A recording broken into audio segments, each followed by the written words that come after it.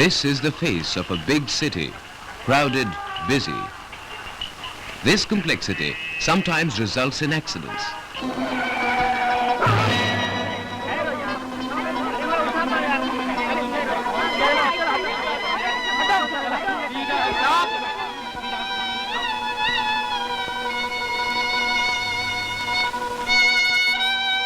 Naturally, the policeman must ascertain how and why the accident took place. The driver of the truck has to do some explaining. Would the onlookers help by clarifying matters? Oh no, not these people.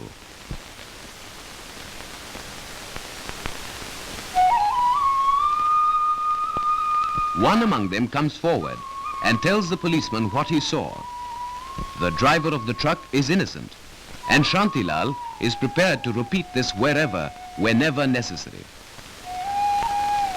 Good citizenship is not a mask that one puts on in public and takes off in private. For Shantilal, home is the place where the good citizen is brought up. Gently and persuasively, he trains his children. The lives of great men help him in this task. बालक नरेंद्र के सद्व्यवहार से छोटे बड़े सभी प्रभावित होते थे। बड़ी आयु में संसार ने उनकी Do the children know how they should greet a guest? The young man of the house does, but his sister, engrossed in a book, is forgetful. Promptly, father reminds her what to do.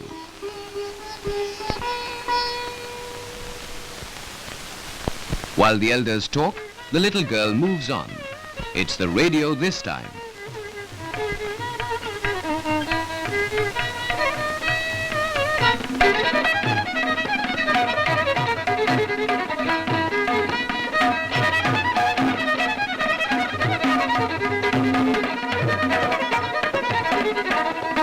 This is not an isolated incident. Unchecked when one is young, it can grow into truly antisocial proportions. In Shantilal's house, a child's whims are not left unchecked. There are citizens and citizens. Kishorilal, for example, is proud to be an ambler, a mere onlooker. Even the sight of a fire leaves him unmoved.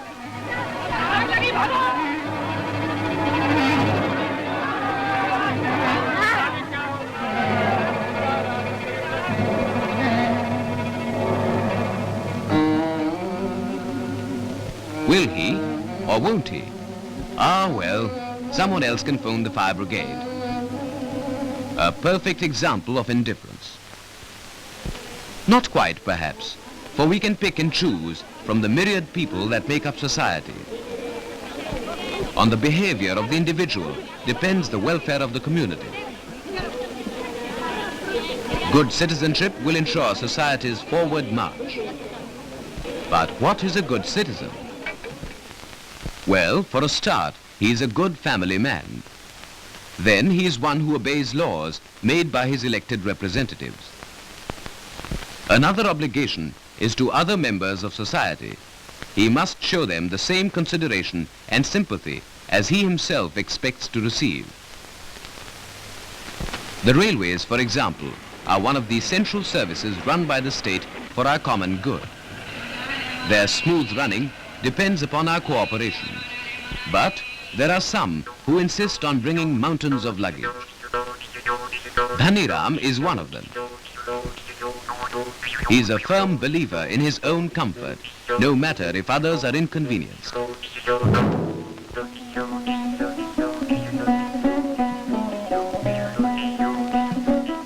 At least Dhaniram has bought tickets. But has he? Aren't 2 tickets sufficient for a family of 6? Well, the inspector has other ideas. 40 रुपए. These examples can be multiplied, and they are not confined to any one place or region. Take, for instance, the sale of kerosene.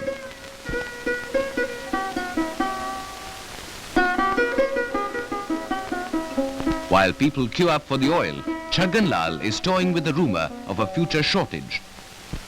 Why not hoard the oil? That's it. All stocks sold out. No more kerosene, no more. Secretly and with great satisfaction, Chaggan Lal gloats over his liquid treasure. He has just put a spoke in the wheel of progress, though any such suggestion would outrage him. If Chaggan Lal is at one end of the scale, the pan chewer is at the other end. It's a small thing, but thoughtlessness is the very root of bad citizenship.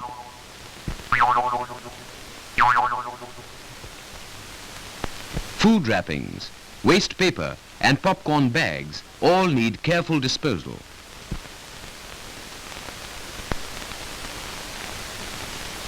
A little consideration can make life ever so much more pleasant. But, lost in smoking, some are indifferent. The banana tastes fine, but does the skin? Far from it, and this gentleman rightly considers the castaway skin as a menace. In a different category altogether is the case of this little boy. After a thorough examination, Dr. Kumar is not satisfied. He inspects the medicine and is not satisfied with that either. Suspicion about the genuineness of the product troubles the doctor.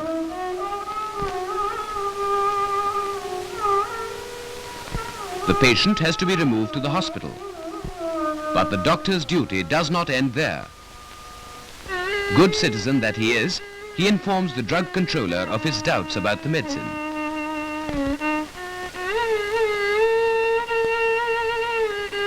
The drug is then analyzed. The doctor's suspicions are confirmed. It's a spurious drug after all. Action follows analysis. The proprietor naturally does not know anything. The bill is his, but the medicine? Good heavens, no.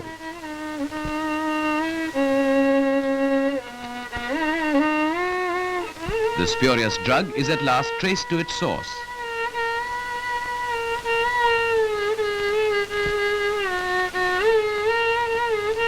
The law takes care of such antisocial elements. Enough evidence has been unearthed in the course of the investigations to bring the culprit to trial.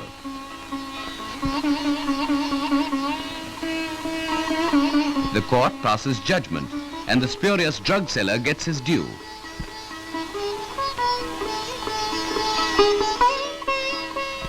Thanks to the keenness and civic sense of Dr. Kumar, yet another pest of society has been taught a lesson. Our friend, the truck driver, is also brought before the court. What'll his fate be? He doesn't have to wait long before the court honorably acquits him.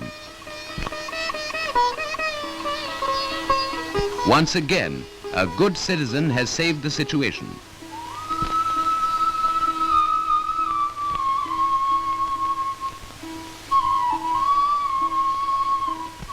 Good citizens are not born but made, nor are they made overnight.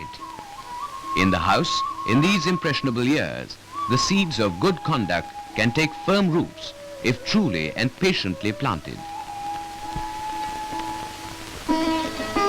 And in schools too, where an able teacher can mold the minds of these young people. For these are the citizens of the years to come. On their civic sense depends the future of the nation.